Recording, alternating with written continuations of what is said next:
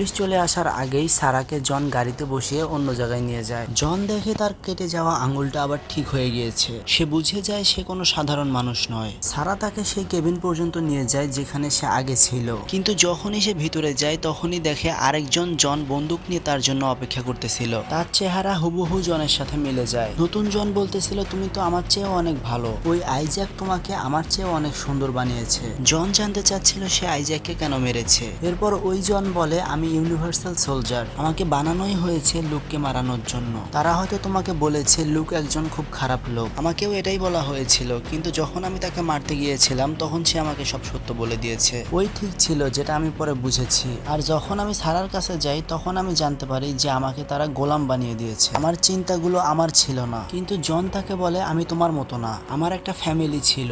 নতুন জন বলে, স্মৃতি অনেক কষ্ট দেয়, তুমি লুকের কাছে যাও, ও তোমার উপকার করবে।